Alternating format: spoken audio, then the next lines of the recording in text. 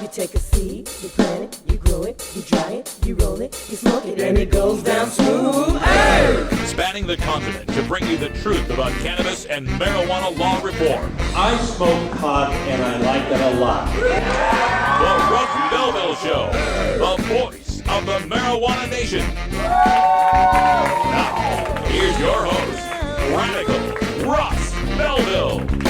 Good day, tokers and tokettes and non-toking lovers of liberty. It is Tuesday, June 23rd, 2015, and it's got to be 420 somewhere in the world. Thank you so much for being here for the show today. Sorry we couldn't be with you yesterday or Friday, but Herb Thrasher and I were putting 1,360 miles on the old car. We made our way down to the High Times Northern California Cannabis Cup. It was held at the Cow Palace just south of San Francisco, and we've got some highlights from the Cannabis Cup for you all week long. Coming up today in our Behind the Headlines segment, I was so excited to get this interview. A friend from the Normal Women's Alliance came by and said that Eddy Lepp would be calling in from the Federal Correctional Facility in Florence, Colorado. And sure enough, we got Eddy Lepp on the phone. Of course, Eddy serving a mandatory 10-year federal sentence for cultivating over 25,000 marijuana plants in California for medical purposes. He's a Rastafarian minister, and we got to speak with Eddy for about 5 minutes. We'll play that for you coming up right after the 420 radio news. Also on the show today, in drug war data mining, I got to meet a fellow by the name of Joel. I've got his card here. Let's see if I can get what his last name is. But Joel is from Merit-Gene and Hemp Gene. And what those are the companies or the groups that are working on marijuana's genetic profile. That's right, finding out the genetic profile of cannabis and marijuana strains. His name's Joel Strike, and we spoke to him outside one of the booths there at the Cannabis Cup, and it's pretty exciting work they're doing. We'll actually be able to scientifically verify that the strain that a dispensary claims they're selling is the actual strain. So interesting information. That's coming up in drug war data mining. Then, for more in cannabis science today, at 5:30, we're going to do our cannabinoid medicine update, and we're going to be speaking live with Trey Reckling. He's with the Science of Cannabis Institute, and he's going to be giving away 2 passes to their classes. They have one in Washington, one coming soon to Portland, Oregon. And if you'd like to go to these classes, they're $125 value. You could win during the interview coming up at 5:30, so stay tuned for that. Also coming up on the show, we'll have time at the end for a radical rant where I talk about the insane quest for a stoned driving threshold. It seems they just can't let it go. The latest study coming from the federal government, Dr. Marilyn Huestis, or Hustis, I think is her name, trying to figure out what number of nanograms per milliliter in the blood is going to guarantee someone is too stoned to drive. I'm going to explain why that is scientifically impossible and legally speaking, not very good of an idea in the first place. Even if you're putatively trying to stop impaired drivers, it's not going to work like you think it will. Also coming up in hour 2 in Toker Talk Radio, we are going to be talking off the warpath. I'm going to address the controversy over the Confederate flag in the South, particularly South Carolina. Also, I made it into the San Francisco Chronicle. We'll talk a little bit about that. Plus, we've got Electric Tuesday. Electric Bob will be calling in with another great electronic song for you. Plus, we'll take your calls toll free at 84-420 Radio. I'm Radical Russ. We're back from California with the 420 News right after this.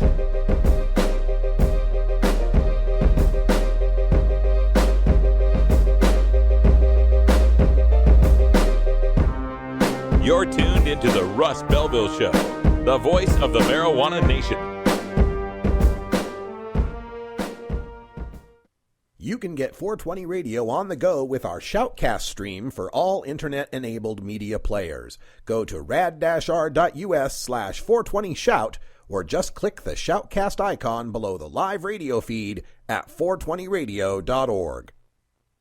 Hey, this is Willie Nelson, or Normal, and I smoke pot and I like it a lot.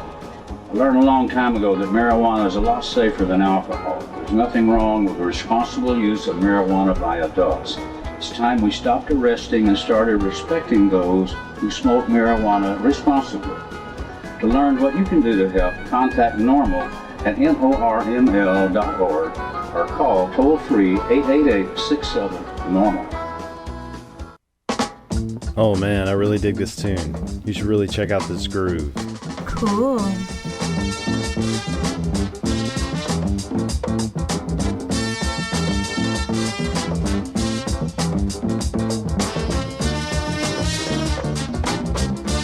Groovy. Hey, check out more deep cuts like this on my show, Big Daddy Fink's Funky Roller Rink, every Thursday night on 420 Radio. Funky Roller Rink.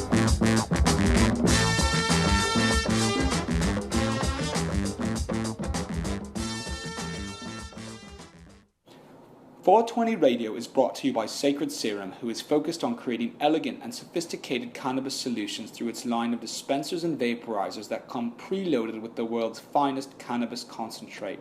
Sacred Serum's concentrate is made on pharmaceutical-grade supercritical CO2 extraction machines that use absolutely no butane or other toxic chemicals.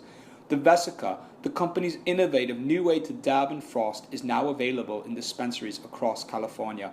Sacred Serum, elegance and sophistication concentrated.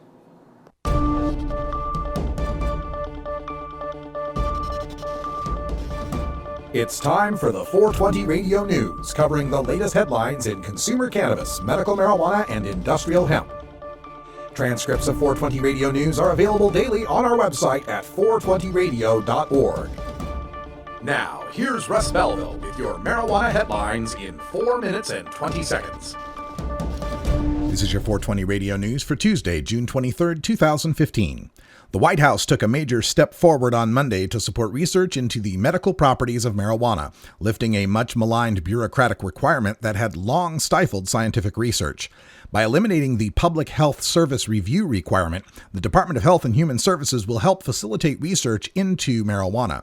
Before today, marijuana research that was not funded by the government must go through a Public Health Service Review, a process established in 1999 by the federal government after a 1998 Institute of Medicine report called for more scientific research into the medical value of marijuana. It's a process that no other substance classified by the government as Schedule I is subject to, and one that researchers and lawmakers alike have criticized. Lawmakers in the Maine House and Senate overwhelmingly affirmed on Monday that they would not pass a law to legalize, tax, and regulate recreational use of marijuana. The House rejected LD 1380, a bill by longtime legalization advocate Representative Diane Russell, a Democrat of Portland, that would have put the question out for a public vote. The bill was defeated 98-45. The bill was the best and last chance for pro-pot activists to push their agenda through the legislature this year. While the bill still faces a vote in the Senate, its death is all but assured. Senators on Monday unanimously killed another pro-legalization bill, LD 1401, sponsored by another Portland Democrat, Representative Mark Dion. Two separate and competing pro-legalization groups are collecting signatures to put the legalization question out to statewide ballot in 2016. Russell and Dion both said it's only a matter of time before voters enact legalization by citizen initiative.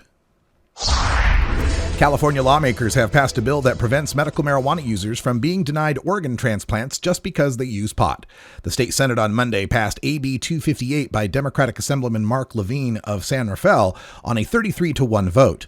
Supporters say some patients who use medical marijuana have been denied life-saving organ transplants because they are treated by doctors as drug abusers.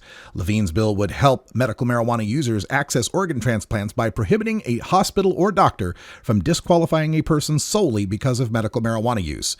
Democratic Senator Mark Leno of San Francisco presented the bill in the Senate and said it would save lives. The bill has already cleared the Assembly and now heads to Governor Jerry Brown for his consideration. A majority of New Jersey residents say they support the legalization of marijuana, according to a Rutgers University Eagleton Institute poll released last week. According to the responses from 860 residents, 32% strongly support legalizing, regulating, and taxing marijuana for adults 21 years and older. 26% say they somewhat support it, for a positive support of 58% overall. 12% are somewhat opposed, 27% are strongly opposed, and 3% said they didn't have an opinion. An analysis of 75 edible marijuana products sold to patients in Seattle, San Francisco, and Los Angeles found that labels on just 17% accurately described their levels of THC, the main psychoactive ingredient, researchers reported Tuesday. 60% of the products had less THC than their packages advertised, while 23% of them had more THC than claimed. Some discrepancies were notably large. In one case, a product had just 3 milligrams of THC, even though its label claimed 108. The likelihood of getting edible medical marijuana with more THC than advertised was higher in Los Angeles, while the likelihood of getting one with less THC than labeled was greater in Seattle. The Johns Hopkins University School of Medicine paid for the study, except for the cost of the testing, which was covered by The Workshop, a laboratory with outposts in California and Washington State. Almost 18 months into Colorado's experiment with legal recreational marijuana, the counter price of an eighth of an ounce is down as much as 40%, researchers from New York brokerage firm Convergex reported Monday. After selling for anywhere between $50 to $75 last spring, eighths are selling for between $30 and $45 in the first half of 2015, according to the firm's survey of retailers in Colorado. The drop is not necessarily bad news for legalization advocates. Sales revenues were up 153% in January, 164% in February, 126% for March, and 90% for April for recreational pot compared to the same month a year before. This has been your 420 Radio News for Tuesday, June 23rd, 2015. I'm Russ Belville.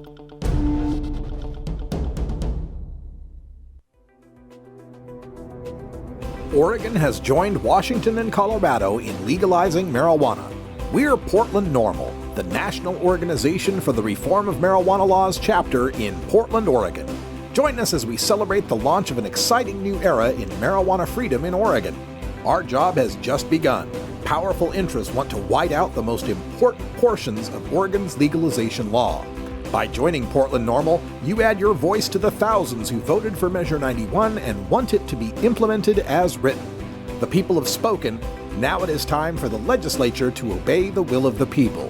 Find out more about Portland NORML at portlandnormal.org. Attend our monthly membership meetings on the fourth Saturday of the month. See our website for more details. Portland NORML, ensuring responsible adult marijuana consumers are afforded the same rights, privileges, and responsibilities as beer drinkers. NORML stands for Responsible Adult Cannabis Use. If cannabis use is causing problems in your life, consider taking a break or seeking medical assistance. Consider ceasing cannabis use if you have a family history of mental illness. Don't drive or operate heavy machinery while impaired by cannabis use. Cannabis use is not without risks, even though the risks are far less than those posed by legal drugs. The Fingerboard Extension has fretted instruments to enhance your creativity. It has new and used guitars and banjos from beginning to high class. The Fingerboard Extension has National Resophonic, Husson Dalton, Larrabee, Heritage and Recording King guitars, and Mike Ramsey, Wildwood, Gold Tone, and Recording King banjos. The Fingerboard Extension also has drum stuff, used gear, and parts. Stop by the Fingerboard Extension, downtown Corvallis, Oregon at 120 Northwest 2nd, or check out the inventory on the web at fingerboardextension.com and reverb.com.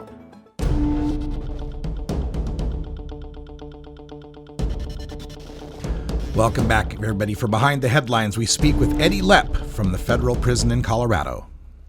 Hello. Hi, Eddy. I have you here on the 420 radio with Russ Belville. Oh, well, how good. That's wonderful. You guys having a good time there at the Cannabis Cup? Yeah, Eddy, thanks for being on the air with us. We appreciate it, man. We know how hard it is to call out and how much time you get, so thank you. No problem. So it's the first day of summer, and you're calling us from a correctional institution. Are you still in Colorado? Oh, yeah, I'm still in Florence. Crown jewel of the BLP system. Yeah. And actually not too bad a place. I mean, you know, fairly new, fairly good shape. Could be a lot worse. Yeah, and how are you doing? How are you holding up? And how long before we get to see you again? I'm sorry, I couldn't understand that at all. How long do you have left before we see you again? About 13 or 14 months. If I did a residential drug program, and about 23 or 24. If for some reason I don't make it through that, I should be getting out the end of July, a year from now. Wow, July 2016. We're all looking forward to that. How have you been personally? How are you holding up?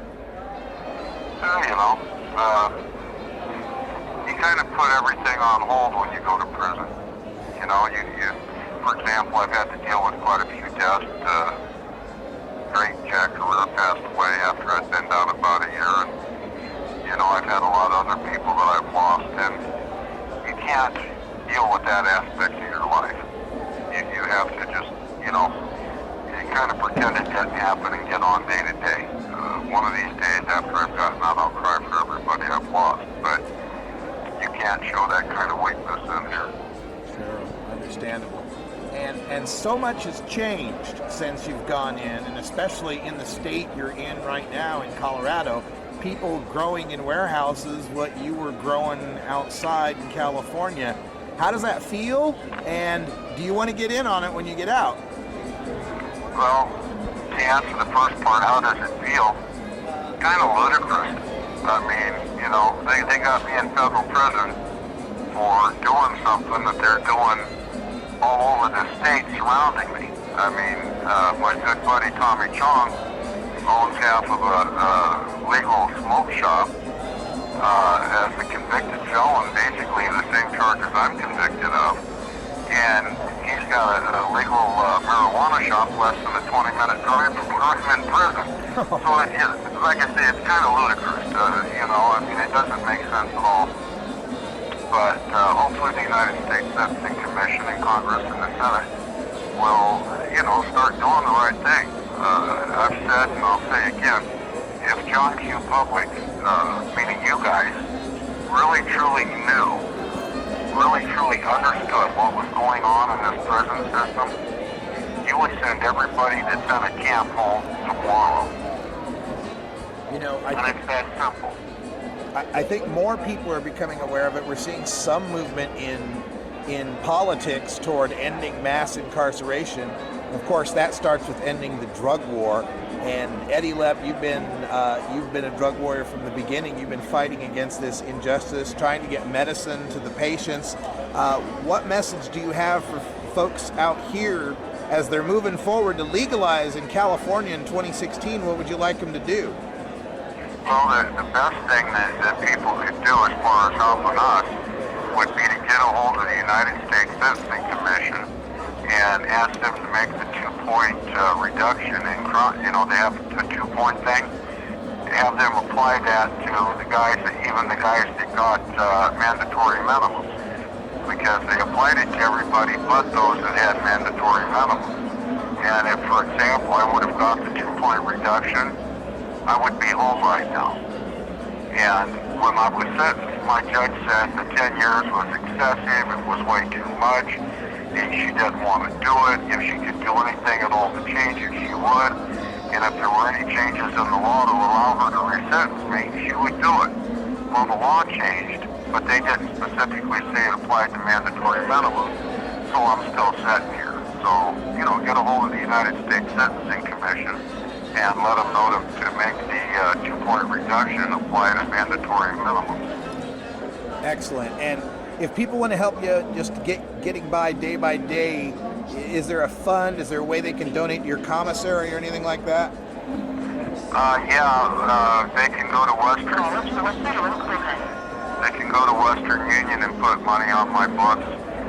They need my name and my prison number. And the city is BOP and the state is DC. They can also mail it to a place in Des Moines, Iowa.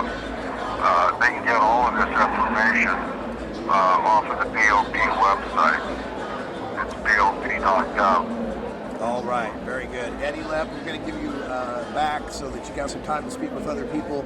Thanks for talking to us, and the best of luck to you in the remaining time you've got. We can't wait to see you in July 2016. Thank you so much for chatting with me. I really appreciate it, and I hope everybody's really enjoying the Cannabis Cup. All right, we'll get you here to one of them very soon.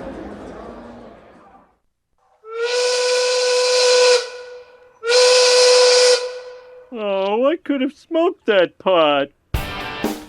Very surreal speaking with Eddy Lepp sitting in a federal prison in the middle of Colorado.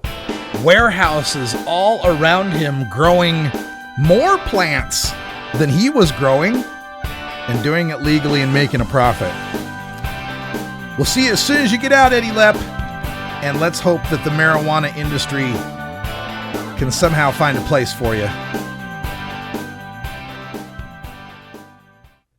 420 Radio is 24-hour marijuana legalization radio. This is Radical Russ encouraging you to take a look at the Weed Blog every day. Johnny Green and the staff at the Weed Blog are on top of all the latest developments in the fight to end marijuana prohibition nationwide. You can even get the Weed Blog on your smartphone by installing the Weed Blog app for iPhone and Android. If it's about weed, it's on the Weed Blog, including my original writing. So don't delay. Read the Weed Blog today.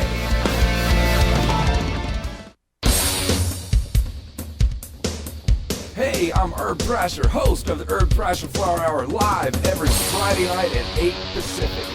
Tune in for 2 hours of metal marijuana mayhem featuring exclusive interviews with the latest bands, highlights of live shows, and the latest in marijuana news. It's the Herb Thrasher Flower Hour, Friday nights at 8 p.m. at 420 Radio, or catch the replay on Saturday nights. Get.Buzz. .Buzz is the internet platform that fuels community interest, excitement, and new experiences. .Buzz is the premier online destination for internet users seeking the latest news on a variety of topics. .Buzz appeals to groups active in blogging, communications, journalism, advertising, and marketing.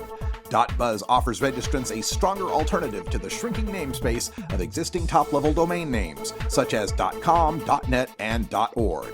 Get your name now at get.buzz. Arguing for the end of adult marijuana prohibition is easy because we have facts, science, reason, compassion, evidence, truth, and logic on our side. It is even easier when researchers catalog it all for us.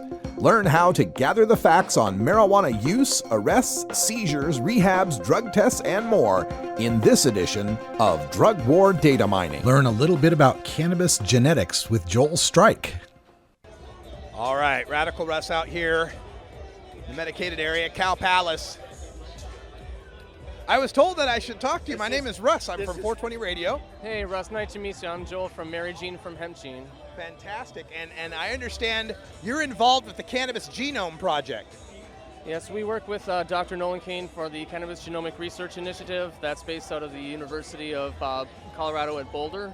And we work with him for genomics and also in trying to gather samples from all around the world to get to him to increase his genetic library so we can get the entire genome mapped out and fully sequenced in the order to the base pairs like we have done for the human genome.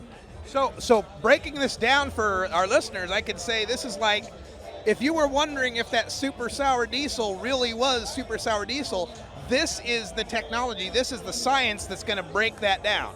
That is correct, because we will have the actual genome of super sour diesel or of your purple haze or of your whatever strain it is that you have created or bred or purchased. We'll be able to, that will be on record, and then we will be able to do a simple genetic test, a simple genetic sample of each harvest. Either initially when it's in vegetative growth or at the end with the final flowering product, and be able to cross-reference that with the whole genome that is on record with Mary Jean and with the Cannabis Genomic Research Initiative. So how far back does that go? I could test a seed and find out if it's the... Seed doesn't have enough material. It needs to be germinated, but as soon as leaflets that are approximately 1 inch, 2 to 4 centimeters appear, then we can do a sample from that and get you the information to tell you how homozygous it is or stable. And if you're looking for particular traits, we can also let you know if your plant has those traits that you're looking for or the potential for those traits. Whether or not the plant fully comes to realize or express those traits is up to the grower, but we'll tell you if you have the THC synthase genes or the CBD synthase genes or what versions of the flowering time genes you have, whether or not you've got the genes for powdery mildew resistance, or etc. So if you're a hemp grower, be able to tell you about the morphology of your plant. If you've got looking for tall bast fibers, etc. Or if you want a truly monoecious strain that will fertilize herself, perfect for grain cultivars, we'll be able to tell you whether or not you have those genes. And also, the more samples that we have on record, the more we will be able to compare and verify that yes, this indeed is sour diesel, this indeed is granddaddy purple, this indeed is whatever it is, Old Toby, for instance, this is Matthew Gordon's Old Toby or something like that. We'll be able to tell you this is that, or this is not that. Wow. So, any idea, any estimate on how many different genomic sequences you'll eventually end up? I mean, how many different varieties there are? No, but we do anticipate that our bioinformatics will plateau around perhaps 4,000 samples, or different samples essentially, in different land races or different hybrids. At one point or another we will plateau, and that'll probably be around there, but I'm not exactly positive. That'd be an answer for Dr. Kane. Maybe 4,000 or so? No, how many? That's not 4,000 species, that's 4,000 strains or cultivars. Just like different breeds of dog or different breeds of apple or different breeds of people. We plateau at a certain amount when it comes to defining them. Another thing is, how is this really OG Kush? Is this OG Kush in its terpenoid profile, so it smells like it, or is it OG Kush in its flower time or in its whatever trait that you're looking for? Or if you've got an unknown strain, we'll be able to tell you, well, this strain that you've got here, its terpenoid profile is that of the OG family, but the flowering time is more related to the Northern Lights or Early Girl or a ruderalis strain, something like that. So, is it just based on the codes that are in specific areas within the gene that tells you that? Exactly. Specific genetic markers that are there in the genome that we are working to get those done. The work is being done by Dr. Nolan Kane and the Cannabis Genomic Research Initiative. I want to give them all credit where it's due, because it is, he is really doing fantastic work. But he's one of he's the man who's doing it, and so he has a lot more information, and he has a lot more technical information. I really would recommend that anybody who's interested in learning more of this to either to definitely go to their website, which is you can just Google Cannabis Genomic Research Initiative, and you'll be able to see them there and learn more information from there about Dr. Kane and his work specifically. Wow, that's fantastic. Thanks for taking some time to talk to us, and man, this is some amazing research you're a part of. It's an exciting time to be a part of cannabis research with everything changing like it is. It really is, and we're really happy to be part of the people who are in the forefront of this, and our goal is to establish ourselves as the genetic authority of reference, so people can say this indeed is this according to us, and that is done through openness and whatever degree of personal information the grower would want to have released or not. But there's wonderful times, and we're really looking forward to unlocking the mysteries of cannabis here. And if I can just plug our websites one time, go to www.marigene.com, that's marigene.com, and also hempgene.com, hempgene.com. So there's a lot more information that will be revealed as we unravel these mysteries, and stay tuned. If anybody has samples that they are interested in donating or getting to Dr. Kane, you can do that through us, because we are in Arizona, in Colorado, in Minnesota, and also in Wisconsin. So we can be in touch. We've got our own lab to extract DNA, so have lab will travel. Right on. Thank you so much, and have a great Cannabis Cup. I sure will, Russ. Thank you very much, sir. Thank you. 420 Radio, the activist radio station. Hey everybody, it's Radical Russ here from 420 Radio, inviting you to be like me and get your ink done at Lucky Horseshoe Tattoo, Fort Worth's most female-friendly, clean, sterile, awesome tattoo shop. Thomas and his crew are true artists who can design you a custom piece or use a design you bring in. Lucky Horseshoe Tattoo also offers all styles of tattooing as well as piercings and all-around fun. In the DFW area, stop by Lucky Horseshoe Tattoo and tell them Radical Russ sent you. Trust me, it'll feel awesome. Growing plants indoors can be a rewarding hobby, but electricity bills can go through the roof. Then you have to cool down all those big hot lights. It can drive a grower insane. With Lush LED lighting, you can solve many of these issues and double your rewards. Matt and his scientists have developed the perfect light for flowering plants with far less cost and heat. And the results? Very effective. Check out lushledlighting.com right now and tell them Radical Russ sent you.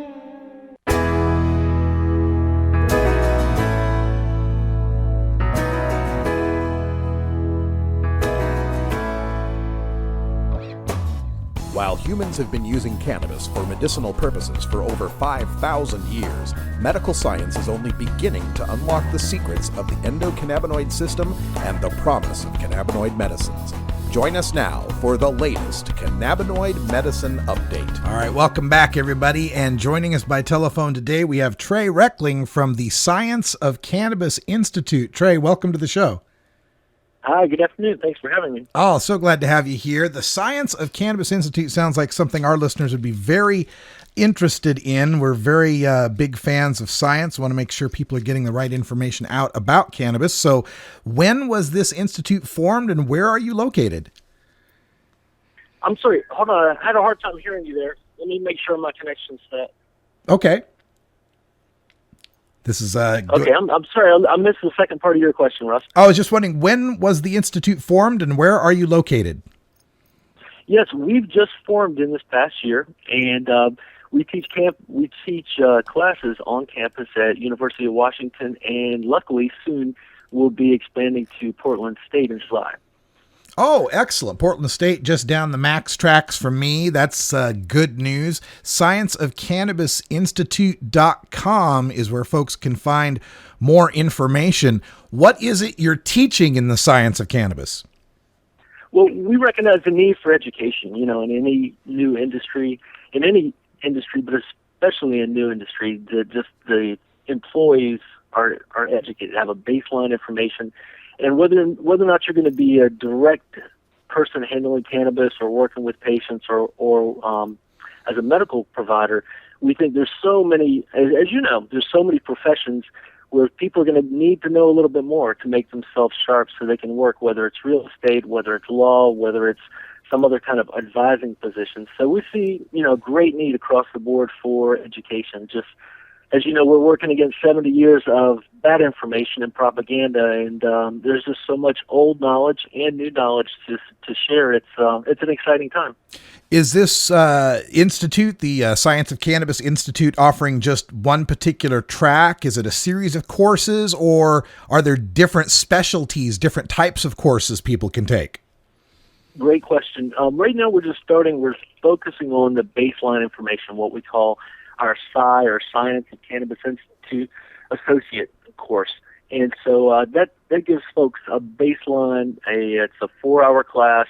So in that, we're going to talk about history and kind of what got us here, first of all. We're going to talk about the plant anatomy, physiology, different ways that people have taken the plant historically, different forms of extracts, and then what you're going to see in the store. We're going to talk a little bit about self-dosing. We're going to talk about human interaction with the plant. We're going to dispel some, we're going to talk about what they talk about overdosing, which is really cannabis intoxication, and how you can prevent and remedy that. And then we're going to go in and talk about laws. So in the state of Washington, then we'll talk about the 502 law, and then working with patients and working with customers in that light with regard to the law. Okay, so Science of Cannabis Institute, the associate classes currently going on at the University of Washington and soon coming to the Portland State University campus. Who are the instructors and what are some of their background? Great question. We have some great folks, and like I said, we're just starting with the associate course, but we're rapidly building our online content. So there'll soon be an associate course online, and then to your question, teaching our in-person class, we have the what we call the Powers, or what they call themselves, the Powers of Cannabis. Adam and Andrew Powers, they're twins out of Tacoma. They've opened, I think, 4 different retail and medical dispensaries at this point, and they work with patients on a daily basis. So those guys are great to talk about cannabis to talk about kind of real world interaction, the questions they're most likely to hear across the counter. So from a customer service perspective, they've been great. The person that developed our course is Dr. Scott Brown, and he has a PhD in physiology, has a master's in chemistry, and so he helped build out our baseline, our associate course. And he has taught the class as well, and then we'll also be adding, like I said, some other courses coming up. We'll be adding a cooking with cannabis class. We'll be doing cannabis and law with a gentleman named Sean Bagby. He's in, or Bagley, sorry. He's in Seattle area. Mary White will be teaching our cooking with cannabis class, and we're just going to continue to expand. We have a lot of good reception so far. The folks at University of Washington have been fantastic as hosts and welcoming us on their campus. So we're really excited. Open arms, kind of across the board as we've told people what we do and what our intentions are. And as you know, a lot of folks really need the education. As a patient going in right now into a dispensary or a retail outlet, you may get somebody who's very educated, or you may get somebody who's not so much. And so we really see the need for that, and we want to help raise the bar and create a standard. So this first class, this associate class, will actually allow someone to be certified in the industry. Right now, there's no one certification recognized by our liquor control board. So what we've done is set the bar. We've gone to them, told them of our intention, showed them our outline, and they said, "Hey, what are you waiting for?" We agree. We really need education. So we've got some important supporters there as well. That's excellent. We're speaking with Trey Reckling. He's the co-founder and the dean of the Science of Cannabis Institute at the University of Washington campus, and soon coming to Portland State in July. The website is scienceofcannabisinstitute.com. And you mention a lot of what we need to know for helping patients. But of course, Washington State and Oregon soon enough will have recreational. This baseline curriculum that you're giving sounds like it also is giving the medical information. Do you feel, is that going to be useful for people that are on the recreational side? We think so. I mean, is especially like you said, things are coming together here in the state, and we think anybody who's touching the product, anybody who's working with the product, anybody who's, we feel like anybody in the industry needs to be an educator right now, and so all those folks need this information, and we believe it's crucial because whether or not you're taking cannabis as a prescribed herb, even if you're using it recreationally. That's still, recreation has a medicinal purpose, just like the military has recognized for a long time, rest and relaxation or rest and recreation. And so in some ways, whether in one case, of course, it's recommended by a doctor, but we believe, just because of the medicinal effects, it's education that really won't go to waste. Very well put. We are talking about something that has a mood and mind-altering effect. Why not know some of the medicine behind that? It couldn't hurt a recreational customer to know that, so why not teach it to all of us? I've been an advocate for that, Trey, that, we might as well set the bar at what the most frail patient needs, because it doesn't hurt to know that, even if you're just a recreational consumer. And some people don't believe it still, and you've heard the doubters. Folks say, well, there are a lot of those folks that aren't even taking it for medicine. And that may be the case. But like I said, we believe that use still has value. And there will be some people who use the system. But as we all know, there are very legitimate patients out there that need the product. And so if we can raise the bar there about those stories being told and helping people realize, no, this is legitimate medicine. It's ancient medicine. We're relearning what our great grandparents probably already knew. But, there were a few books that didn't get burned or have been archived for us to use, and some great knowledge that's kind of coming out of closets and grow rooms right now. And so that's another audience we really want to recognize, those folks who, in Cover of Darkness have been working to propagate the plant. We know there are a lot of smart people out there that would like to teach what they know, and then now can be certified and recognized for those talents that they don't have to hide under a bushel anymore. Well, that's great. Thank you, Trey. And we want to make this opportunity here on 420 Radio and the Russ Belville Show. You've got a special giveaway for our listeners. Can you tell more about it? Absolutely. And we'll have a couple opportunities. Our next class at University of Washington is this Saturday on the 27th, and then our next class at Portland State will be on July 11th. So this coupon will be good for a free class in either one of those locations. If the winner can't participate in either one of those, then the coupon will not expire, and they'll be able to use it for a future date. There'll be information there. They can contact us and let us know what works for them. All right. So we got 2 of these to give away, one for each state, I assume? Sure. Well, actually, we'll honor whatever works for your listeners. Okay, great. So all of our listeners here in the Pacific Northwest, or heck, anywhere, if you want to make the drive, you are eligible to win. The first responses I get to my email account, radicalruss@gmail.com. Only enter if you can truly make use of these tickets. Let's make sure that information gets out to someone who can use it. But if you'd like to win, just send an email, radicalruss@gmail.com.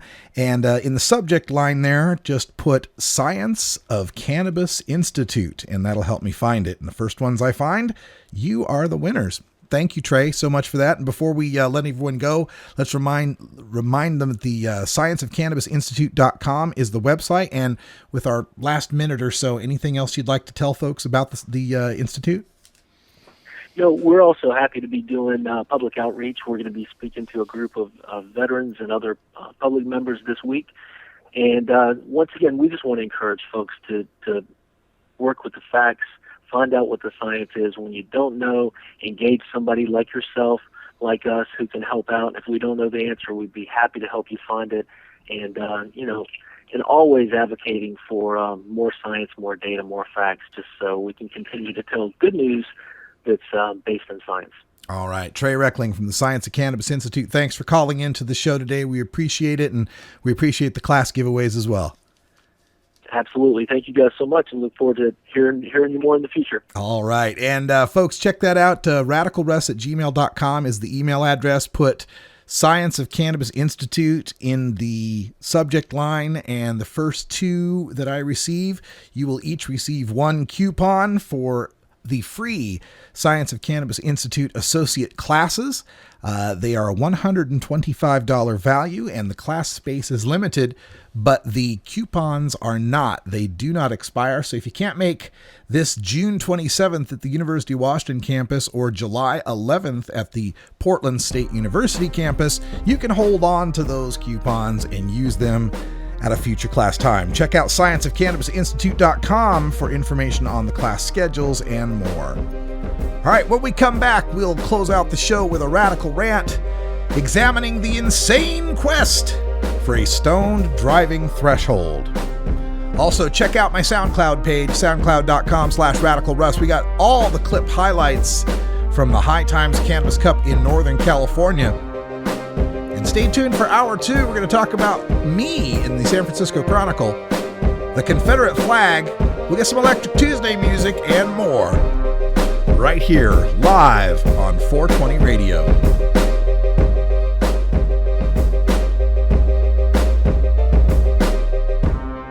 You're tuned into the Russ Belville Show, the voice of the marijuana nation. 420 Radio, the home of marijuana experts. You know Herb Thrasher from the Herb Thrasher Flower Hour. Now get ready for Herb Age Designs for the proud cannabis consumer. Herb Age Designs, lifestyle gear for the 420 friendly. Herb Age Designs, we've got Frisbee golf discs and durable hemp gear. Herb Age Designs, we've got shot glasses, drinking glasses, coffee mugs, and beer cozies. Check us out on Facebook and online at herbagedesigns.com. And follow Herb Age and Herb Thrasher on Twitter. The beginning of the end started in 1996 when California legalized weed for so-called medical purposes. 16 years later, Washington and Colorado legalized it outright and let people sell it from storefronts. And what has been the result? The generation of millions of dollars in tax revenue for the states and creation of hundreds of new jobs in a growing multi-billion-dollar industry? No. Well, yes, but at what cost? Let's see. The cost of all that police time and money that's now spent going after real criminals and prisons with enough room to hold them all? No. Well, yes, but look at what it's done to the people. You mean that fewer of them are dying of alcohol, tobacco, and prescription-related causes since they've switched to cannabis, and many more are receiving medical benefit from a cheap, non-toxic healing herb? No.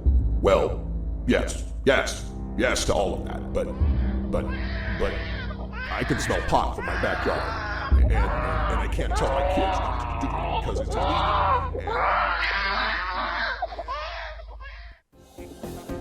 Adam Hand of Handmade Apparel produces quality custom designs for t-shirts, hats, and other apparel.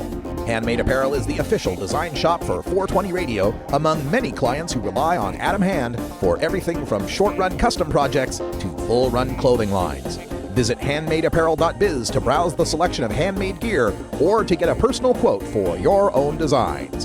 Handmade Apparel, a proud supporter of 420radio.org.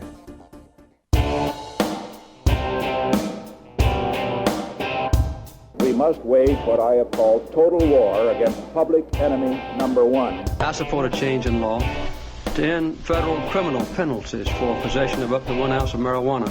That marijuana, pot, grass, whatever you want to call it, is probably the most dangerous drug. Some think there won't be room for them in jail. We'll make room. I experimented with marijuana a time or two, and I didn't like it and didn't inhale. One major responsibility is to encourage people to use less drugs. Entirely legitimate topic for debate. Radical Rant. Once again, I get into the mainstream media to find another question about how much does marijuana impact your driving? This comes by way of Eliza Gray on Time.com, Time Magazine, and describing a new federal research study by the National Institute on Drug Abuse about the effects of marijuana on driving performance. Now, they open up by giving us some scary statistic that, according to the National Highway Traffic Safety Administration, in weekend nighttime drivers, 8.3% had some alcohol in their system, and 12.6% had tested positive for THC. And that was up from 8.6% in 2007. So they're concerned there's some 50% increase in how many people are testing positive for THC out there on the weekend nights. Now, the question, of course, is about the wish, the dream, the hope, the desire for the marijuana breathalyzer. Of course, everybody knows in the United States, it's illegal in all 50 states to be driving with a blood alcohol content of above 0.08. And this is easily determined by having somebody puff on a little device that gives you a nice little magic reading that you are either below 0.08 or you are above 0.08. And so we can determine who's the drunk driver and not have to worry about any other factors. We don't have to worry about whether the drinking driver was actually driving quite well. We don't have to worry about whether or not he was a danger to anyone or whether he was actually impaired, because we've decided that 0.08 and higher, someone's impaired. And there's good science behind this. Alcohol has a dose-dependent ratio. That's just a fancy way of saying the more you drink, the drunker you get.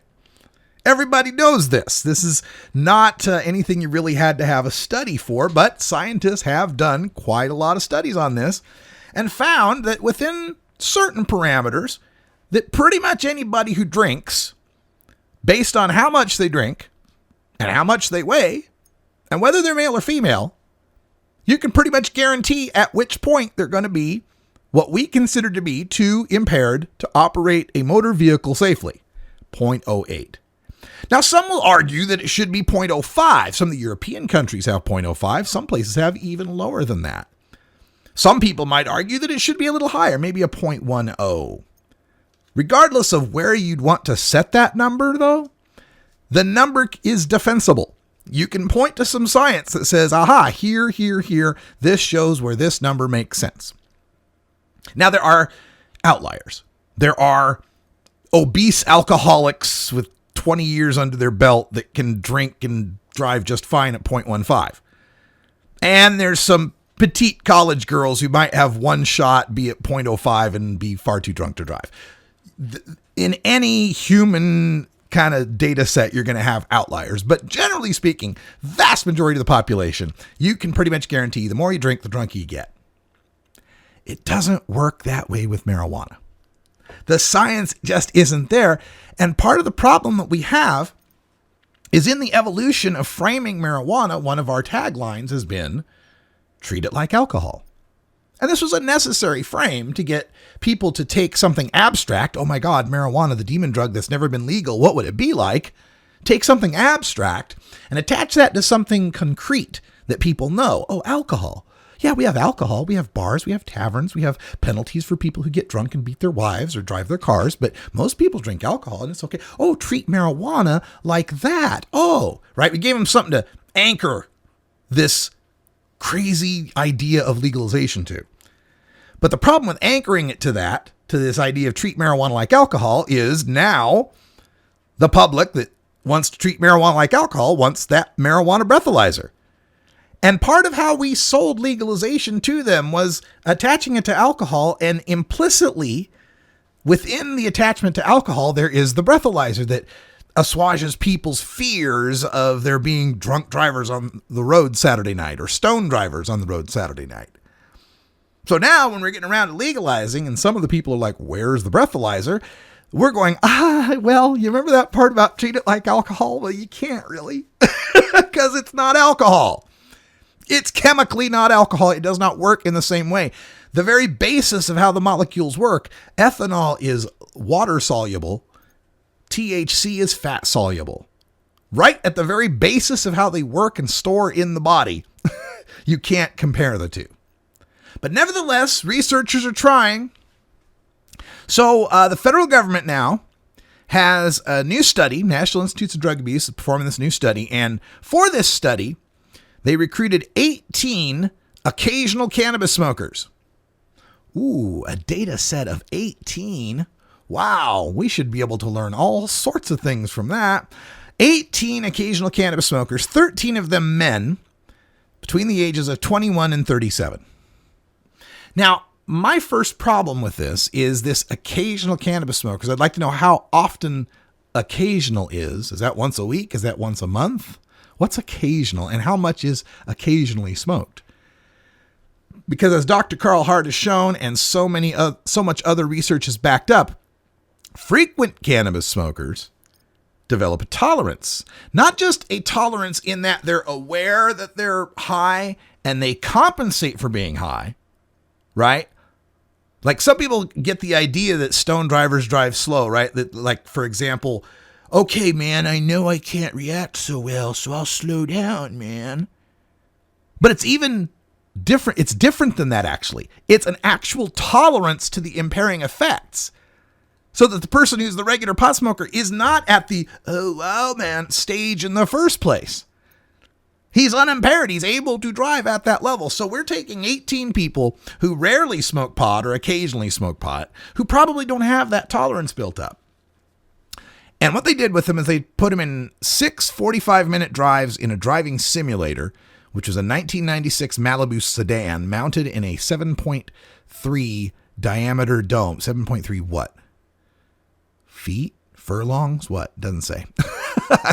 Nice copy editing time. Anyway, so they were driving on high THC or low THC or alcohol or placebos or both alcohol and THC and or placebos, like all the different combinations you could do, right?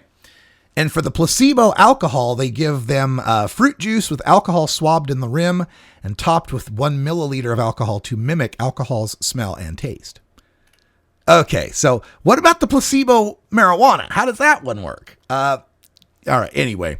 So they did all these measures of driving ability, and they focused on 3 measures: weaving in the lane, how many times you left the lane, and how fast you did the weaving. So alcohol had an effect on the number of times the car left the lane and the speed of the weaving. Marijuana did not, but marijuana did show an increase in weaving itself. Drivers with a blood concentration of 13 nanograms of THC showed increase in weaving that was similar to those with a 0.08 breath alcohol concentration. Of course, 13 nanograms is 2.5 times greater than what the 5 nanogram limit is in Washington and Colorado. And of course, the researcher behind this, Dr. Hustis, thinks that 5 nanograms isn't strict enough, especially when you take into account people with low tolerances. But folks, beyond all of this science, first of all, the 13 nanogram thing in the occasional user showing an increase in weaving. All of these are very interesting points to be made. And I can show you a whole bunch of people who are regular cannabis consumers who wake up at 13. That William Breathes, when he did his column at the Westward, abstained from using marijuana for overnight and turned up at 13 the next day, waking up in the morning. But beyond all of this measurement of blood, what I've really got a problem with here is getting away from what the point is, which is, are cannabis using drivers causing problems on the roads? And I think after all these years, it's not as if marijuana legalization has invented marijuana and cars. There have been marijuana users all these years, and guess what? I'm going to let out a dirty little secret. They've been driving. A recent survey showed that as about 1 out of 5 Coloradoans who are marijuana consumers admit to having driven within 2 hours of consuming marijuana. And those numbers could be consistent throughout the United States. I know lots of pot smokers, and I know lots of pot smokers who have driven. And I don't know any of them who have gotten into any collisions or difficulties or problems because of their use of cannabis. This isn't like some mystery drug that's just been discovered or some niche drug that hardly anyone uses. There are 25 million adult cannabis consumers in America. Some of them are driving. If we believe the Colorado number and can extrapolate that to the rest of the United States, 1 out of 5 drivers, we're talking about 5 million adults who have driven within 2 hours of smoking pot. And we haven't seen stoned mayhem on the freeway yet. We haven't seen death and destruction yet. Part of the reason why we ended with blood alcohol content limits and it got really strict and tough on DUIDs with alcohol is because back in the 70s, we came to recognize that, oh my God, these people are driving drunk and killing people and killing themselves and causing wrecks and mayhem. Hell, my own father was one of them. My father was an alcoholic in the 70s. He must have rolled 2 or 3 cars. Thank God he never wrecked into anyone else. So we reacted to what was an obvious problem with alcohol and then found science that backed up a blood alcohol concentration number. In the case of marijuana, we got a solution, an unscientific solution in search of a problem. Nobody has shown the mass mayhem, the carnage, the bodies from marijuana drivers. It's like we're a victim of our own framing. They want the marijuana breathalyzer so badly that they're willing to criminalize the safest marijuana drivers, the ones who have the tolerance, yet who would be most likely to test over the limit. You set some sort of number limit, you're actually giving a false sense of security to the occasional or rare marijuana smoker who thinks because he's below 5 nanograms, he's somehow safe. That's all the time we got for Hour 1. Stay tuned. Hour 2 is next. We'll take your calls at 84-420 radio. For everyone here at Rolla J Studios, I'm Radical Russ. Until next time, take care of each other, tokers. This is the Russ Belville Show. The Russ Belville Show is blogging and podcasting daily at radicalruss.com. You take a seed, you plant it, you grow it, you dry it, you roll it, you smoke it. You take a seed, you plant it.